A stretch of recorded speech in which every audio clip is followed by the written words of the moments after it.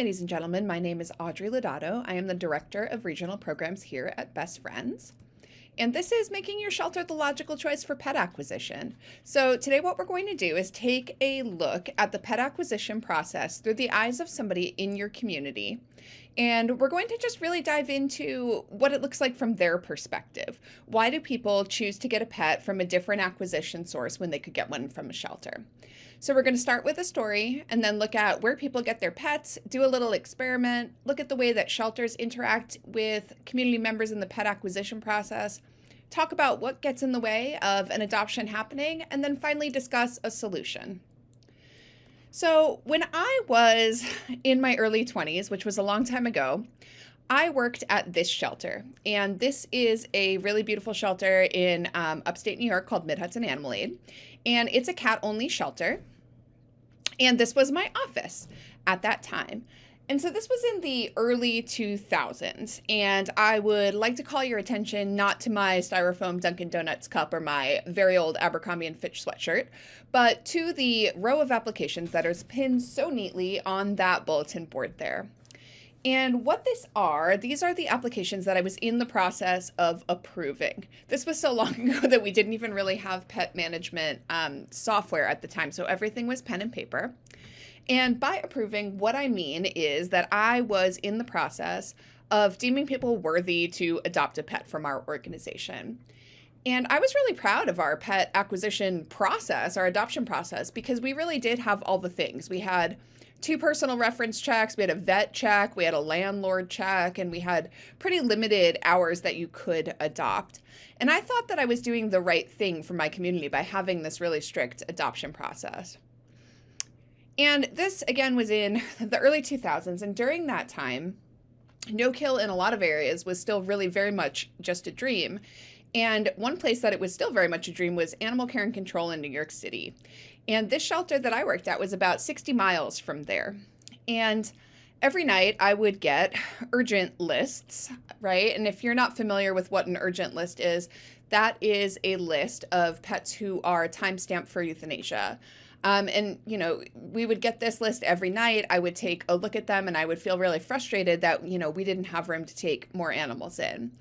And what I didn't really put together at that time was that if I had eliminated some of these adoption barriers, I would have had more space. And I could have probably been personally responsible for saving, hundreds, maybe even thousands more animals in my time there because I worked there for quite a long time. And so I tell this story to everybody because I changed my mind about open adoption. And as we go through the process today of looking at some of these solutions and some of this information, it may raise some things if you have a restricted adoption process now that you are really proud of that make you uncomfortable. And I just wanted to let you know that I was uncomfortable at one point in time too, talking about open adoption, and I changed my mind. And so if I can do it to the point that I'm presenting here to all of you about open adoptions, you could do it too.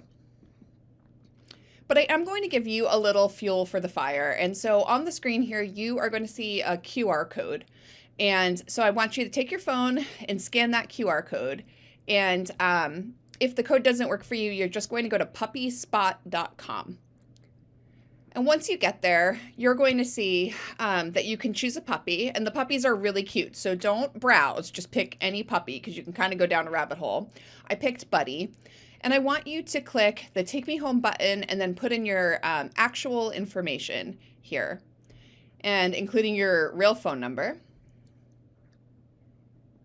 And then go all the way to this page. And what you're going to see here is that you have a couple delivery options. You can have your pet accompany you with a chaperone, or just meet up with you in your hometown, or they will actually mail your puppy to you. That is an option, although it's quite expensive. And so in that, you can see that that's a pretty low barrier acquisition process.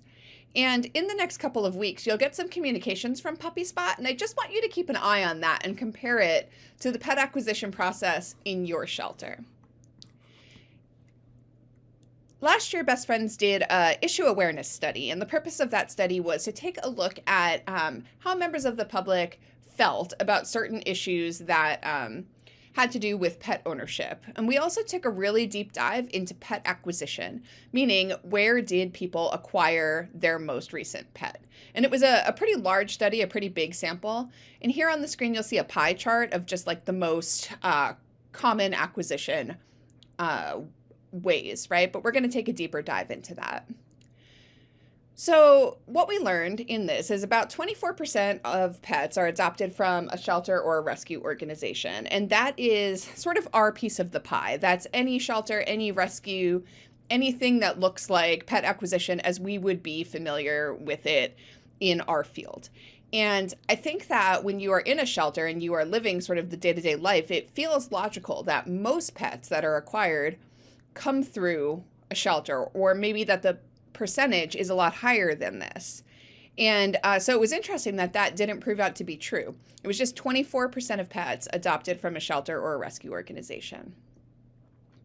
32% of pets are acquired from home-to-home rehoming. Now, if you're not familiar with home-to-home rehoming, that is a very low barrier acquisition method where, say, I have a pet and something happens in my life and I can't care for that pet anymore. And so I am going to give that pet to somebody else. And that could be anything from my post on Facebook to my neighbor knows somebody, whatever it is that looks like. But when you look at the barriers for pet acquisition and home-to-home, they're very low, right? There's probably a conversation, there may be something like a small rehoming fee. But really, it's often a same-day process. 11% of pets are acquired as strays. This is my favorite pet acquisition method because we don't have to do anything here. It does mean we are competing with stray cats. And 25% of pets are purchased. Now, that could be purchased from a place like Puppy Spot, or it could be from a breeding place, backyard breeder, a reputable breeder, any kind of purchase method, right? Sometimes we see pets for sale at flea market, sometimes we see pets for sale online, but any kind of purchase, 25% of pets come from there. So what does all of this tell us? Well, it tells us that we actually don't have any control over whether or not somebody gets a pet. Zero. Only 24% of pets are acquired from shelter or rescue organizations, and if somebody doesn't get a pet from us, likely they're going to get a pet from someplace else, another one of these acquisition sources.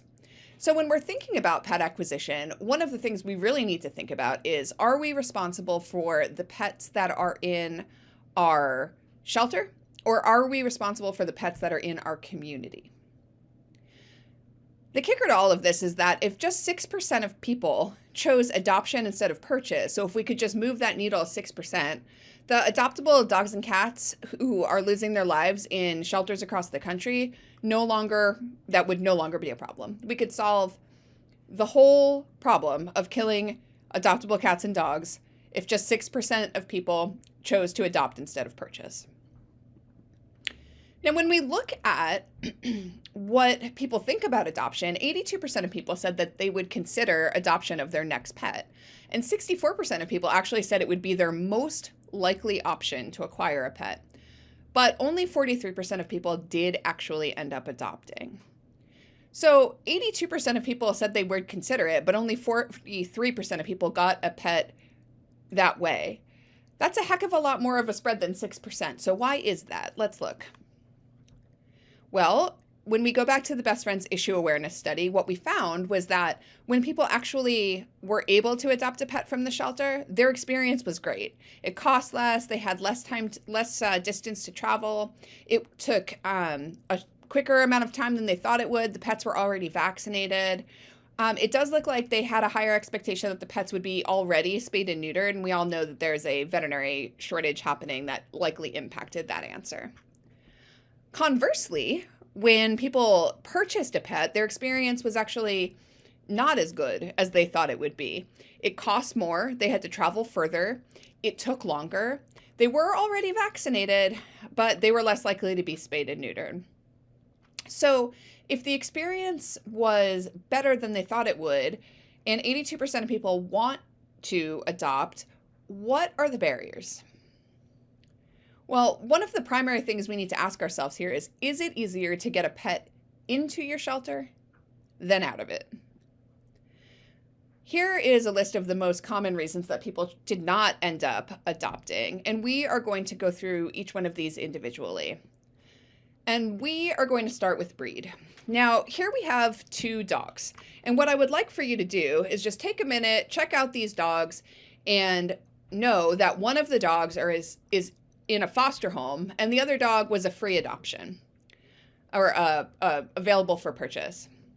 So thinking through that, looking at the 2 dogs, you may assume that the dog on the left-hand side of the screen is the dog that was available in a foster home, while the dog on the right is the one that was available for purchase. But that actually isn't true. Freddie, on the left, is a French Dalmatian, and he's available for $2,700 on a puppy broker website. Now, I don't know what a French Dalmatian is, but I'm pretty sure that I've seen dogs like Freddie come through my shelter numerous times. So one of the things I think we tend to crutch on for breed is that people want specific breeds and, we don't have them. We can't serve that purpose. But the reality is that people are also paying money for dogs that look just like the dogs that you have in your shelter. And a lot of it is about how we market our dogs and, whether we're doing a good job of highlighting just how great these dogs are. We have a video here from Michigan Animal Rescue League that I'll play for you that talks about some ways that you can market dog breed in your shelter. A lot of people found our video about dog breeds to be very informative, so here we go with part number 2. This is Graham. He's a Norwegian Hamburglar. This is Sunday. She's a Teenage Mutant Ninja Terrier. This is Zeus. He's a North American House Hippo. Classic. This is Reba. She's a Giraffe-a-doodle. This is Frosty. He's a little brown dog. This is Humboldt. He's a Peruvian Warlock. This is Sasha. She's a Disney adult. And this is Lady. She's a forklift certified spaniel. I do love forklift certified spaniel. And when you think about that, forklift certified spaniel is not that far from French Dalmatian. So it's just something to keep in mind as you're marketing the types of pets that are in your care. Now, another big component to pet acquisition that people were saying was a primary driver and a reason they did not adopt a pet was accessibility. And I would ask you to consider first what your hours of operations are, because these are the most common hours of operation for adoption in most shelters. It's like 11:30 to 3:30. Now ask yourself, is this a convenient time really to do anything important, especially a major life change like adopt a pet? Probably not, right? And so looking at the time that you are open is really important, but accessibility is not just about your actual adoption process or what time you're open, although it's good to remove barriers in both of those areas. We also want to think about how people access your shelter within your community. So looking at, can animals take public transportation? Is adoption accessible in all of the neighborhoods and to all of the different people in your community? If you have folks in your community that speak a different language, do you have your materials and marketing and staff, available to accommodate those people? Is your building handicap accessible? All of those things play into whether or not somebody will come and adopt an animal from you. Now remember that, like we saw on puppyspot.com, you can literally have an animal FedEx to your house, right? So we are looking at acquisition methods that are easier than that. That is what we are shooting for. Now, earlier in this presentation, I talked about animal care and control in New York City in the early 2000s and how I would be frustrated by that urgent list. And one great thing that I'm happy to report is that New York City animal care and control these days is no-kill. And a lot of that is because they do have some creative solutions enacted. One thing that they do is if somebody has a barrier to transporting their animal home or to a foster home, they'll actually Uber that animal home. And I think that's awesome. I think that's an extremely creative solution, and it's a great example of how to increase access.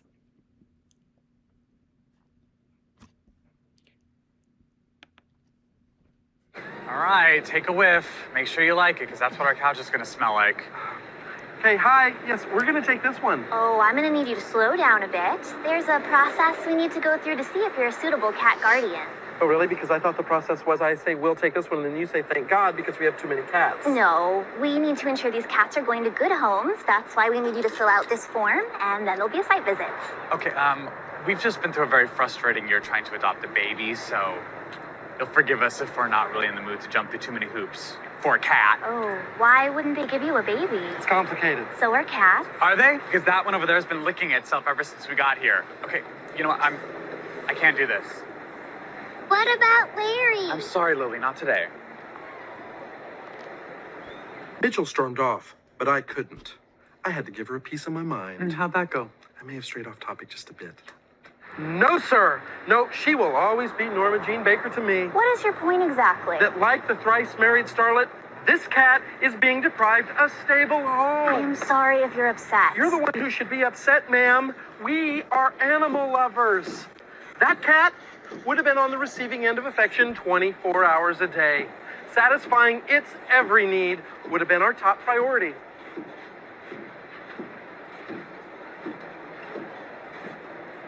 Okay, in light of that tableau, I would like to take back the phrase receiving end. So there you have an example of what it feels like to have a difficult adoption process. Let's look at this one together and think about how many steps are included and how long this process is going to take. So this is an actual adoption process in a major metropolitan city in the Northeast. Please email Joe at Joe's Cat Shack for an adoption application. Once completed, send it back to Mike at Joe's Cat Shack along with proof of home ownership, like a tax bill, a water bill, or a mortgage statement if you own. If you rent, a copy of your lease is needed, as well as a letter from your landlord requiring permission to have pets. Vet records are required for any pet that you have had in the last 5 years as well. And once you're approved, you're then welcome to set an appointment to meet adoptable pets. Now, when I look at this, I get 8 or 9 steps, and I think that this would probably take me about 2 weeks, especially if I had to round up my landlord and find a copy, like a paper copy of my tax bill.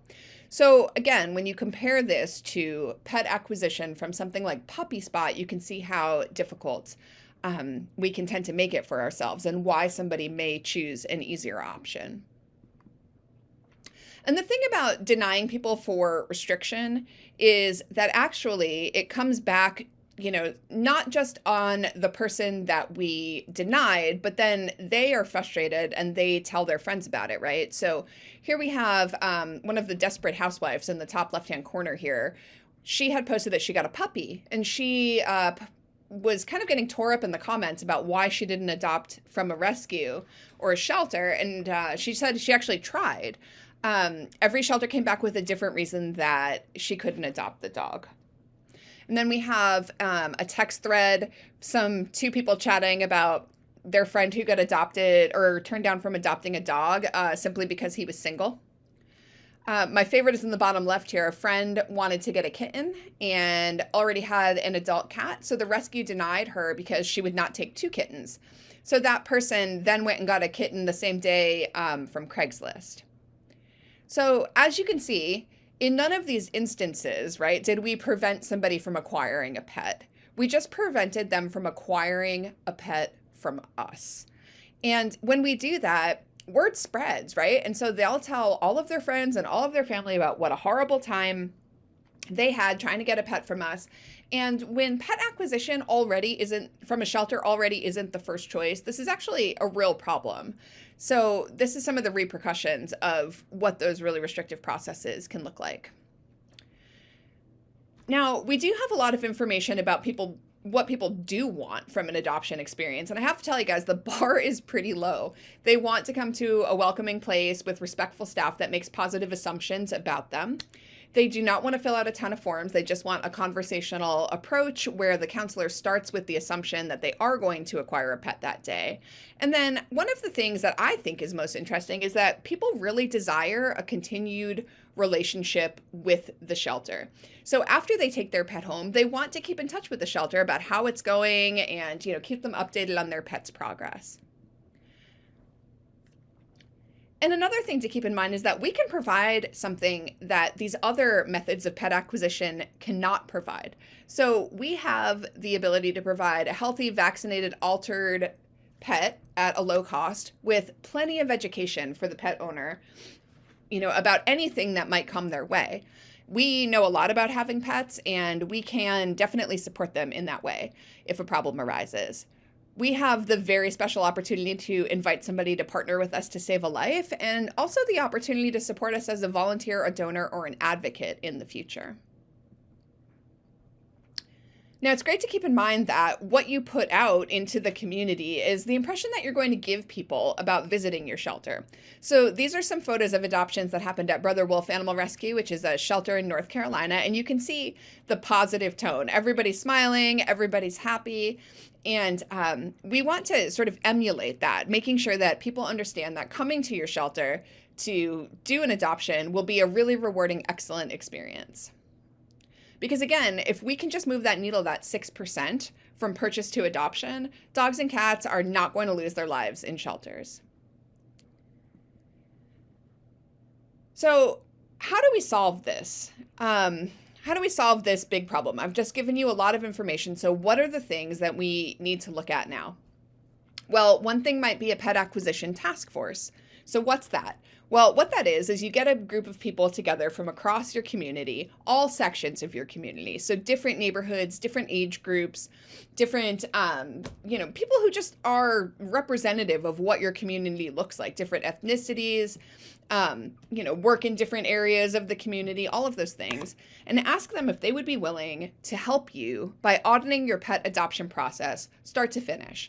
So that could be everything that happens in the adoption process. How do your pets look online? How is it to visit the shelter? Were people friendly? Were they greeted? All of the pieces that go into play. Do they understand the adoption application? Could they walk through the shelter and view the pets? Was the shelter open when it was convenient for them to go? And have those people bring forward solutions and new ideas. So you're going to include people from diverse neighborhoods, backgrounds, cultures, ethnicities, diverse age groups, renters and homeowners, previous adopters, and staff and volunteers. And what you're going to do is you're going to get everybody in your shelter community on board to do this project. You're going to explain to your staff, we're doing this so that we can, move the needle on pet acquisition. We want more people to choose us. Get your board on board or your commissioners and your municipal leaders. Choose some goals. Maybe that goal could be increase pet adoptions by 10%. Start the audit at the beginning of your adoption process. Have folks write down barriers as they uncover them. Problem solve together to remove them. You can do this by a committee, and then track and share your results. So you want to make sure that those stakeholders who you communicated your goals with in the beginning understand, how the program is going as you go along. It's great to choose a chair for your task force, somebody who's a leader and can manage the project, and make sure that you have plans to meet on a regular cadence and communicate regularly. One thing I would really stress is that if something is new and kind of scary, try a pilot program, try it for 30 days. Just because you make a change doesn't mean that change has to be forever. And if it's not something that works for you, you can always put it back to how it was. Just make sure that you're tracking and communicating your data and revisiting often to make sure that you're on track. Now, going back to Puppy Spot, over the next 14 days, you will enjoy 15 emails, 8 text messages, and 4 personal phone calls about the puppy that you selected. And this is a great exercise that you can do with your teams. If you are interested in teaching them more about why adoption barriers are not a great choice, this is a really easy, simple exercise that you can do.